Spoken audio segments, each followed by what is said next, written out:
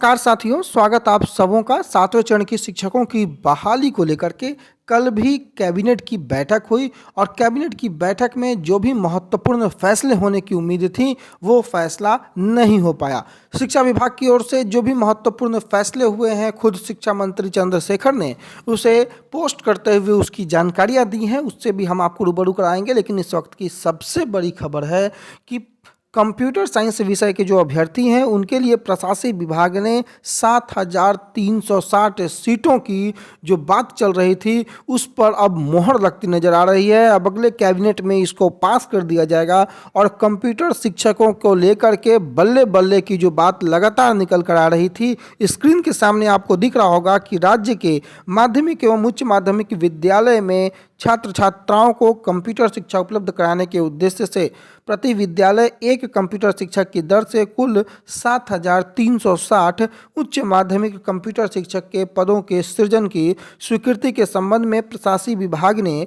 जो प्रस्तावित सृजन के फलस्वरूप जो कुल अनुमानित व्यय है, वार्षिक व्यय भार है, उसका भी अनुमान लगाकर अब ये प्रस्ताव पर पास करने के बाद कैबिनेट में ये आगे बढ़ के कैबिनेट से भी पास हो जाएगा। तो 7,360 सीटें और कुल मिलाकर 9,033 सीटों की जो बातें निकल कर आ रही थी, अब कंप्यूटर साइंस विषय वाले जो कैंडिडेट क्वालिफाई हैं एसटीईटी के लिए, वो बहुत सुनहरा मौका उनके लिए और बहुत राहत वाली खबर है कि 7,360 सीटों की जो स्वीकृति है वो अब प्रशासनिक विभाग ने तो कम से कम शिक्षा विभाग की इस प्रस्ताव पर अब आगे मोहर लगा दिया है और अब कैबिनेट में ये पास होकर के आप लोगों के सामने ये स्वीकृत होकर के आगे देखने को मिलेगा सातवें चरण की शिक्षकों की बहाली में। हालांकि कल की बैठक में नियमावली पर मोहर नहीं लगी। हर एक जो राजनेता है उन्होंने ये बातें स्पष्ट की थी कि दिसंबर के महीने में नियमावली आ जाएगी, परंतु दुर्भाग्यपूर्ण है कि नियमावली नहीं आई। लेकिन एक सुखद जो खबर है, 26 तारीख को ये बैठक प्रशासनिक विभाग में जो ये हुई है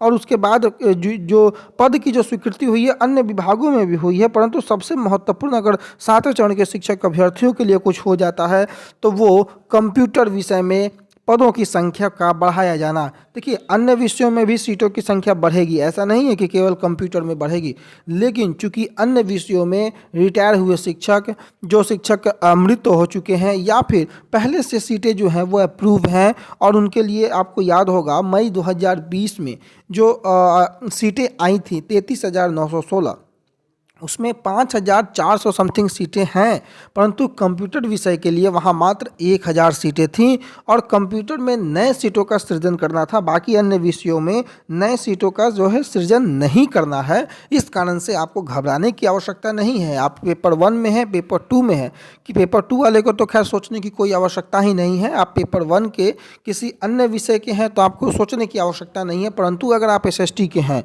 तो थोड़ा प्रयास करना पड़ेगा। हालांकि एसएसटी में भी जो जानकारियां हैं, सीटों की संख्या 7,000 से ज़्यादा रहने वाली है और 7-8 हज़ार के आसपास की जानकारी निकल कर आ रही है, परंतु दबाव आपको ज़्यादा का बनाना पड़ेगा, क्योंकि अगर सीटों की संख्या 10,000 पार कर जाती है तो राहत ज़्यादा मिलेगी। 7-8 हज़ार अगर सीटों की संख्या रह जाती है तो कुछ एक अभ्यर्थियों को राहत जरूर मिलेगी, परंतु 26,000 क्वालिफाई अभ्यर्थियों की जहाँ भीड़ है वहाँ 7-8 हज़ार सीट भी कम से कम नाकाफ़ी ही साबित होगी। इसलिए एसएसटी विषय के लिए आपको जमकर प्रयास करना पड़ेगा। वहीं प्राथमिक की बहाली की मैं बात करूं तो प्राथमिक की बहाली में 80,000 से 1 लाख के जो सीटों की जो संख्या है वो आपको देखने को सातवें चरण के शिक्षकों की बहाली में मिलेगी और तकरीबन 2.25 लाख के आसपास की बहाली होगी। लेकिन सबसे बड़ा दुर्भाग्य इन सभी बातों को बताने के पीछे यह महसूस होता है कि बहाली तो होगी, लेकिन कब होगी। पिछले 3 वर्षों से अभ्यर्थी यही बात जोड़ रहे हैं कि बहाली को लेकर के खबरें कब निकलेगी, लेकिन ये खबर उन तक नहीं पहुंच पाती है, जो कि बेहद दुर्भाग्यपूर्ण है।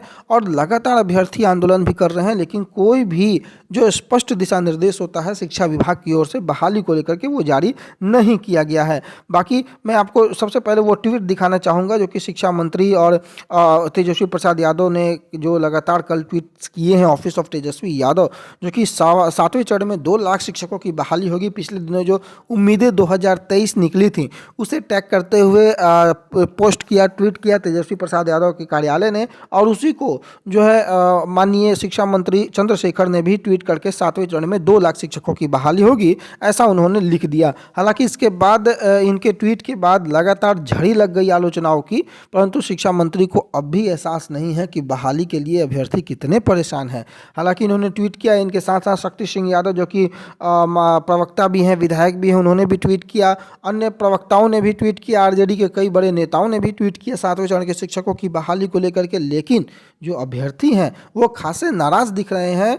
जो मौजूदा सरकार है, महागठबंधन की सरकार है, जो कि लगातार वादे करके और उस वादे से फिर जा रही है। ऑफिस तेजस्वी प्रसाद यादव के ऑफिस से अगर ये ट्वीट होता है, और ये ट्वीट पहले भी हो चुका है, ऐसा नहीं है कि शिक्षकों की बहाली को लेकर के ट्वीट्स नहीं हुए हैं, परंतु एक मर्यादा, एक जो संवैधानिक पद की गरिमा होती है, कहीं ना कहीं वो भी अब धूमिल होती नजर आती है ऐसे कोरे आश्वासन से, कोरे ट्वीट से। क्योंकि अगर आप संवैधानिक पद पर बैठे हैं तो कुछ ऐसी बातें होनी चाहिए जो कि गंभीरतापूर्वक होनी चाहिए, संवेदना होनी चाहिए अभ्यर्थियों के साथ आपकी, परंतु अब तक वो संवेदना, वो गंभीरता नजर नहीं आई है, इसलिए तीखे शब्दों में आलोचना करना मजबूरी भी बन जाती है।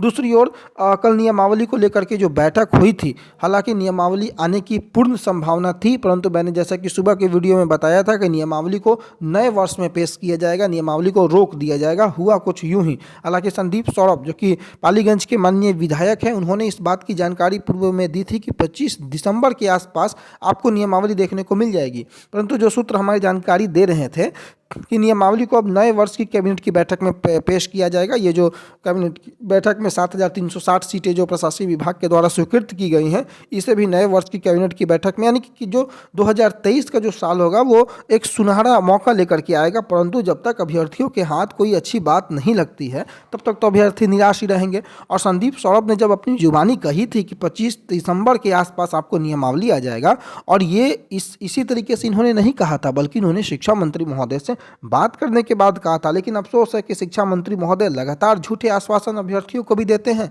और अब माननीय विधायक को भी दे डाला। और जब माननीय विधायक की बात जब झूठी हो गई, अभ्यर्थी जब संदीप सौरभ जो कि लगातार अभ्यर्थियों की आवाज़ उठाते हैं, उनकी बातों पर भी यकीन कर पाना अब मुश्किल अभ्यर्थियों ने कहा, तब इन्होंने एक ट्वीट किया कि शिक्षक बहाली के लिए जो कथित नियमावली है उसको अभी तक कैबिनेट में नहीं लाना समझ से परे है। जब ये घिरते दिखे, अपनी बातों के जाल में फंसते दिखें, तब इन्होंने इस बात का उल्लेख किया कि स्कूलों में लाखों रिक्तियां और प्रतीक्षारत लाखों अभ्यर्थियों को देखते हुए सरकार को जल्द से जल्द नियमावली और बहाली का विज्ञापन जारी करना चाहिए। इसमें अनावश्यक विलंब से किसी को भला नहीं होने वाला है, और यही 100% सही बात है कि अगर विलंब हो रहा है तो इससे भला किसी का नहीं हो रहा है। उल्टे महागठबंधन की सरकार को तीखी आलोचनाओं का और जो तीखे जो भर्त्सना का सामना करना पड़ रहा है, तो नियमावली को जल्द पेश करना चाहिए, ऐसा इनका भी मानना है। दूसरी ओर जब नियमावली पर बातें अगर चली, तो आपको पता होगा कि निकल की जो कैबिनेट की बैठक है उसमें लिपिक के कुछ पदों पर जो है वो स्वीकृति प्रदान की गई है। हाँ, उसकी जानकारी खुद माननीय शिक्षा मंत्री ने दी है, और जनता की सरकार है, तीव्र गति से मिल रही नौकरी और रोजगार है, ऐसा का स्लोगन उन्होंने दिया था। और कैबिनेट की बैठक में जो शिक्षा विभाग के जो प्रमुख प्रस्ताव थे, उसमें 1674 लिपिक के जो प्रस्ताव थे, उनकी लिपिक के जो पद थे उनकी स्वीकृति के संबंध में कल मोहर लगी है। प्रधान लिपिक के 161 पद और कार्यालय अधीक्षक के 47 पदों के सृजन की भी स्वीकृति दी गई है। 2022 की अंतिम कैबिनेट की बैठक में प्रदेशवासियों के लिए ये तोहफा दिया है। शिक्षा मंत्री के अनुसार इन्होंने ये तोहफा दिया है, परंतु इस तोहफा से कितने लोग खुश हैं और कितने लोग नाखुश हैं, कमेंट करके आप जरूर बताइएगा। और शिक्षा मंत्री के इस तरीके के लगातार बढ़ चढ़कर बयानबाजियां की बिहार जनता की सरकार है और तीव्र गति से मिल रही नौकरी और रोजगार है, इस पर आपकी क्या राय है, आप इसको जरूर कमेंट बॉक्स में लिखिएगा। दूसरी ओर हम अगर चलें तो प्रधान शिक्षकों की जो बात हो रही है, नियुक्ति नियमावली में संशोधन की बात हो रही है। पिछले दिनों हाईकोर्ट की फटकार लगी थी, और उसके बाद अब दीपक कुमार सिंह जो कि अपर मुख्य सचिव हैं, उनको भी फटकार लगाई गई थी। और हाईकोर्ट के निर्देश के बाद प्रारंभिक स्कूलों में 40,506 प्रधान शिक्षक भर्ती की जो बहाली है उसमें 6 महीने की अब देरी तय है। शिक्षा विभाग ने हाईकोर्ट को जो निर्देश दिया था उस पर नियमावली को संशोधित किया जा रहा है। शिक्षा विभाग के प्रधान शिक्षक भर्ती नियमावली को अब विधि विभाग को भेजा है। विधि विभाग की सलाह के बाद अब नियमावली को आगे बढ़ाया जाएगा और नियमावली को संशोधित कर इसे सार्वजनिक की जाएगी, और जो संशोधित नियमावली है उस पर शिक्षकों की आपत्ति भी ली जाएगी। और इसके बाद इसे फाइनल कर बीपीएससी को भेजा जाएगा। संशोधित नई नियमावली के आधार पर जो पात्र अभ्यर्थी हैं उनको आवेदन के लिए 1 महीने का समय मिलेगा। आवेदन की प्रक्रिया शुरू होने की जो संभावना है मार्च के पहले संभावना अब नहीं नजर आती है। उर्दू टीईटी परीक्षा में जो उत्तीर्ण अभ्यर्थी हैं उनको प्रधान शिक्षक बहाली में न्यूनतम 8 वर्ष अनुभव में छूट मिलने की संभावना है। उर्दू टीईटी उत्तीर्ण अभ्यर्थियों को भी इस आधार पर अनुभव में छूट मिलने की संभावना है। इसके अतिरिक्त ऐच्छिक स्थानांतरण की जो बातें हैं वो सारण में शिक्षकों के ऐच्छिक स्थानांतरण का रास्ता साफ हो चुका है। इससे संबंधित खबरें भी यहाँ पर आप पॉज करके पढ़ सकते हैं।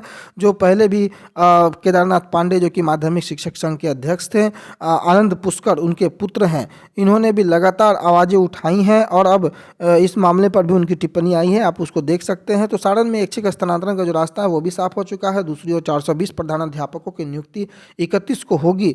ये मुख्यमंत्री नीतीश कुमार +2 स्कूलों के लिए जो है प्रधानाध्यापक पद के लिए 420 अभ्यर्थियों को जो नियुक्त हुए हैं उसको नियुक्ति पत्र देंगे। ज्ञान भवन में ये कार्यक्रम आयोजित होगा जहां उप मुख्यमंत्री तेजस्वी प्रसाद यादव, शिक्षा मंत्री प्रोफेसर चंद्रशेखर और विभागीय उच्च अधिकारी यानी कि दीपक कुमार सिंह इत्यादि मौजूद भी रहेंगे। और उन्होंने एक और बात कही है कि प्रधानाध्यापक पद के लिए चयनित वैसे अभ्यर्थी जिन्हें 67वीं बीपीएससी की मुख्य परीक्षा देनी है वे बाद में भी नियुक्ति पत्र ले सकते हैं। तो ये छूट भी हल्का सा दिया गया है।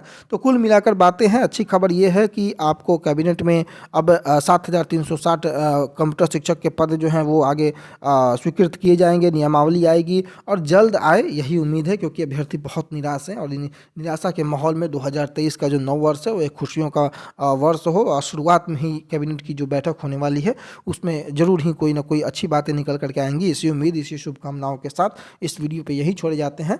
आप सभी का दिन मंगलमय हो, इसी उम्मीद के साथ। धन्यवाद।